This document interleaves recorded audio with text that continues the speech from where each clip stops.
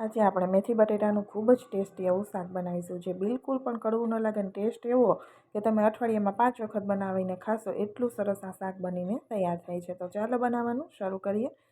તો અત્યારે નવા બટેટાની સિઝન આવી ગઈ છે. મારી પાસે નવા બટેટા હતા તો 2 અત્યારે આ મોટા બટેટા લીધા છે. આમાંથી શાક છે એ 3 થી 4 લોકો ખાઈ શકે એટલું બનીને તૈયાર થશે. કેમ કે એક મેથીની પણી જે બંચ આવે છે, બંચ આખો મેં લીધો છે અને સાથે 2 મોટા બટેટા છે. બટેટાની આપણે નવું છે એટલે પીલરની જરૂર નથી રહેતી. આ રીતે ફટાફટ છાલ ઉખેડી અને ધોઈ નાખશું. ધોઈ અને પછી આપણે એને સમારવાના છે, સમારીને ધોવાના નથી. હવે બટેટાને મોટા મોટા ટુકડામાં આપણે સમારી લઈશું. તમને જે રીતે પસંદ હોય રાખવાનું, પરંતુ મોટા હોય તો સરસ લાગે છે, મેથીમાં દેખાય. એટલે મોટા ટુકડા આ રીતે મેં બધા જ બટેટાના સમારી અને તૈયાર કરી દીધા છે. એટલે બટેટું પહેલેથી ધોઈ લીધું હતું, એટલે હવે ધોવાની એને જરૂર નથી. હવે ગ્રેવી માટે આપણે ટમેટાં અને ડુંગળી જો તમને પસંદ હોય તો લેવાની, નહીં તો ટમેટું, આદું, મરચું અને લસણ તમે એટલું પણ ગ્રેવીમાં નાખી શકાય. હું અહીંયા આજે મારી પાસે મરચું પણ નથી એટલે ટમેટાં અને બસ આદું 2 વસ્તુ જ નાખું છું. ટમેટાને મોટા મોટા ટુકડામાં આપણે મિક્સર જારની અંદર નાખી દઈશું, અથવા તો તમે ચોપરમાં ક્રશ કરીને લ્યો તો પણ ચાલે. અને આદુને આ રીતે ચીરીઓ કરી દઈશું, જેથી આદું પણ એકદમ ટમેટાની સાથે સરસ પીસાઈ જાય. નહીં તો આદું છે તો એના નાના નાના ટુકડા રહી જતા હોય છે. એની ગ્રેવી બનાવી દઈ. હવે શાક માટે આપણે તૈયારી કરીએ. તો ગેસ ઉપર 4 થી 5 ચમચી જેટલું આપણે તેલ નાખી દેવાનું છે પેનની અંદર. ગેસની ફ્લેમ મીડિયમ રાખવાની છે. અને જે બટેટા આપણે સુધારીને રાખ્યા છે સમારીને એ નાખી દઈશું. અને બટેટાને આપણે હવે સેલો ફ્રાય કરીશું. જો બટેટું આપણે આ રીતે નાખીએ તો બટેટું 40 થી 50% જેટલું ફ્રાય થવામાં કૂક થઈ જશે, બીજું પાછળથી કૂક થઈ જશે.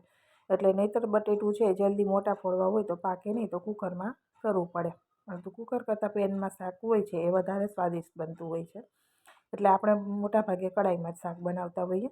તો આ રીતે બટેટું તમે જોઈ શકો છો, થોડું ગોલ્ડન કલર આવે ને એટલે 50 થી 60% જેટલું લગભગ આ પાકી જ ગયું હોય છે.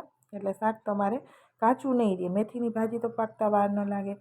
બટેટું આ રીતે ગોલ્ડન કલર આવે એટલે આપણે એને પેનમાંથી કાઢી લેવાનું છે. એક પ્લેટમાં કાઢી લઈશું, જેમાં આપણે બટેટા જ સમાર્યા હતા અને એમાં જ કાઢી લો બધું. અને સેમ તેલમાં જ આપણે શાક વઘારી દઈશું. તો તજનો ટુકડો નાખ્યો છે, જેની સુગંધ એકદમ સરસ આવે એટલે મેં નાખ્યો છે. બિલકુલ ઓપ્શનલ છે, તમને પસંદ હોય તો નાખવાનો, નહીંતર સ્કીપ કરી દેવાનો. હવે અહીંયા અડધી ચમચી જીરું અને હિંગ નાખી છે. આ જગ્યાએ તમને લસણ પસંદ હોય તો લસણ અને લાલ મરચું, ટીચેલી ચટણી આમાં નાખી દેવાની, જેનો સ્વાદ ખૂબ જ સરસ એવો આવશે શાકમાં. તો અને ત્યાર પછી સાતળી તેલની લસણની ચટણી અને પછી ટમેટાની પ્યુરી એમાં નાખવાની. હવે અહીંયા મેં હિંગ સરસ રીતે સતળાઈ જાય પછી ટમેટાની જે આપણે પ્યુરી બનાવીને રાખી હતી એ નાખી દઈશું. અને ટમેટાની પ્યુરીને થોડી વાર માટે આપણે ચલાવી દેવાની. ત્યાર પછી આપણે એની અંદર મસાલા કરવાના છે. 2 મિનિટ જેવું તેલ સાથે આપણે એને પકાવી દઈએ અને પછી મસાલા કરીશું. તો આ શાક છે એ મેથીમાંથી બને છે, પરંતુ તમે બાળકોને આપશો ને એ પણ ખાઈ જશે, એવું સરસ બને છે. સાથે આપણે હવે સ્વાદ પ્રમાણે બધા મસાલા કરી દઈએ. અડધી ચમચી લાલ હળદર નાખી છે. તીખું મરચું જેટલું તીખાશ જોઈએ એ પ્રમાણે નાખવાનું. અને કલર માટે આપણે કાશ્મીરી મરચું નાખીશું, જેથી શાકનો કલર છે એકદમ સરસ એવો આવે. અને ધાણા જીરું નાખી દઈશું 1/4 ચમચી જેટલું. અને સ્વાદ પ્રમાણે આપણે મીઠું નાખી દેવાનું છે. હવે બધી જ વસ્તુ મસાલા છે એ ટમેટાની પ્યુરી સાથે આપણે એકદમ સરસ રીતે કૂક કરવાના છે. ટમેટું પ્રોપર પાકી જવું જોઈએ ગ્રેવી. જો કાચી ગ્રેવી હોય તો શાકનો સ્વાદ છે એ બિલકુલ સારો લાગે નહીં.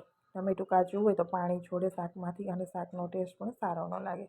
એટલે આપણે કવર કરી અને 3 મિનિટ જેવું ગેસની ફ્લેમ મીડિયમ રાખી અને કૂક થવા દઈશું.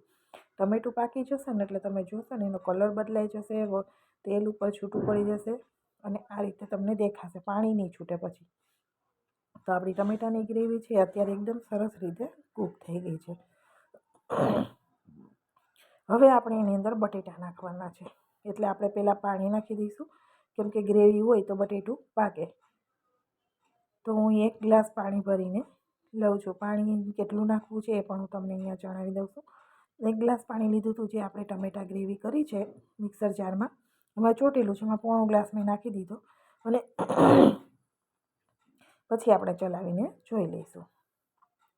તો ગ્રેવી છે એ મને થોડી ઓછી લાગતી, કેમ કે બટેટા કૂક કરવાના છે, હજી મેથી પણ પકાવવાની છે, એટલે મને પાણીનું પ્રમાણ થોડું ઓછું લાગતું હતું. એટલે જે ગ્લાસમાં પાણી બચ્યું હતું એ પણ નાખી દીધું. એટલે ટોટલ 1 ગ્લાસ મેં અહીંયા પાણી નાખ્યું હતું. તો હવે આપણે એની અંદર બટેટા નાખી દઈશું. તો 40 થી 50% જેવા આપણે ફ્રાય કર્યા છે, એટલે કૂક થઈ ગયેલા જ છે અને થોડા આ ગ્રેવીમાં કૂક થઈ જશે. બટેટા નાખી મિક્સ કરી કવર કરી અને ગેસની ફ્લેમ મીડિયમ રાખવાની છે. લોટું કવર કરી 5 મિનિટ આપણે એને ચડવા દઈશું. 5 મિનિટમાં એકદમ સરસ બફાઈ જશે. ત્યાં સુધીમાં સાઈડના ગેસ ઉપર આપણે પેન રાખી એની અંદર 1 ચમચી તેલ નાખી દઈશું અને 3 લાલ મરચાં, હું અહીંયા 1 લાલ મરચું છે એના 2 ટુકડા અને 1 આખું છે લાલ, એ મરચાં આપણે તેલમાં નાખી દઈશું, જેનો દેખાવ એકદમ સરસ આવે છે. હવે આપણે એની અંદર મેથી ધોયેલી નાખી દેવાની છે. મેથી છે એ પોણી મેં લીધી, સમારી અને ધોઈ અને પછી મેં સ્ટ્રેનરમાં રાખી દીધી હતી આ રીતે, એટલે મેથીમાંથી એક્સ્ટ્રા પાણી છે એ નીતરી જાય. અત્યારે મેથી છે ધોયેલી આપણે પેનની અંદર ડાયરેક્ટ નાખી દેવાની છે અને અલગથી સાતળી લેવાની છે. તમે ક્યારેય પણ મેથીના કોઈ પણ શાક બનાવો એમાં તમે તેલમાં અલગથી મેથી સાતળીને નાખશો તો તમારું શાક બિલકુલ કડવું નહીં લાગે અને બધા જ ગુણ જળવાઈ રહેશે. એકદમ સરસ એવું શાક બનશે. તો હવે મેં ગેસની ફ્લેમ અત્યારે મીડિયમ જ રાખી છે, જેથી કરીને પાન છે એ બાર સાઈડમાં ચોંટી અને બળે નહીં અને સરસ રીતે મેથી છે એ શેકાઈ જાય તેલ સાથે. આ રીતે મેથી અલગ શેકી લઈશું. 2 થી 3 મિનિટમાં મેથી છે એ શેકાઈને રેડી થઈ જાય છે. એને બિલકુલ સમય લાગતો નથી. તમે જોશો 3 મિનિટમાં તો મેથી એકદમ સરસ શેકાઈ જાય છે. શેકાઈ ગયા પછી આપણે ગેસની ફ્લેમ બંધ કરી અને એને આપણે બટેટાના શાકની અંદર નાખવાની છે. તો અહીંયા શેકાઈ ગઈ છે. ગેસની ફ્લેમ હવે આપણે બંધ કરી અને સાઈડમાં રાખી દઈશું અને 5 મિનિટ આપણે બટેટાના થાય ત્યાર પછી આપણે બટેટાની ડીશ ખોલી અને ચેક કરવાના છે.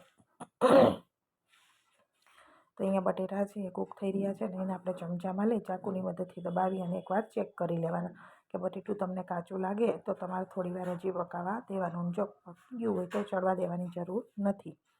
તો અહીંયા ચાકુ તમે જોશો તો એકદમ સરસ રીતે બટેટું છે એ બફાઈ ગયું છે. હવે વધારે કૂક કરવાની જરૂર નથી. હજી મેથી સાથે કૂક થશે એટલે એકદમ સરસ પોચું થઈ જશે.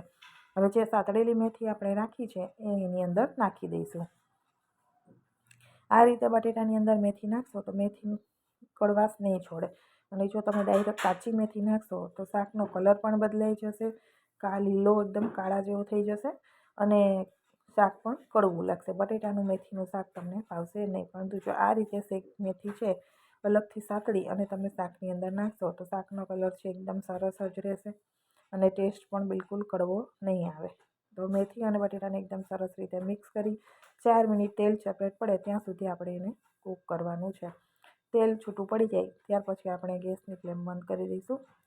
તો 4 મિનિટ જેવો સમય મારે લાગ્યો હતો અને શાક છે એમાંથી તેલ ઉપર સેપરેટ થવા લાગ્યું છે. તમે જોઈ શકો છો. રસો જોઈએ તો અત્યારે ગેસની ફ્લેમ બંધ કરી દેવાની અને થોડો રસો ઓછો જોઈતો હોય તો થોડી વાર માટે તમારે ગેસ ઉપર ખુલ્લું ચલાવી દેવાનું. સાથે અહીંયા ગરમ મસાલો નાખી આપણે મિક્સ કરી દઈશું અને થોડી વાર માટે તેલ સેપરેટ થાય એટલું જ રાખીશું. આપણું શાક છે એકદમ સરસ એવું બનીને તૈયાર થઈ ગયું છે.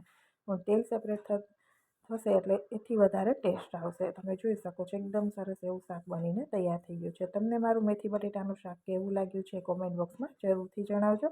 વિડીયો પસંદ આવ્યો હોય તો વિડીયોને લાઇક અને શેર કરવાનું બિલકુલ ભૂલતા નહીં અને મારી ચેનલ ઉપર નવા હોય તો ચેનલને સબસ્ક્રાઈબ જરૂરથી કરી દેજો. તો એકદમ ટેસ્ટી એવું આપણું મેથી બટેટાનું શાક બનીને તૈયાર થઈ ગયું છે. તો જરૂરથી ટ્રાય કરજો. ફરી મળીશું નવા વિડીયો સાથે. Bye bye.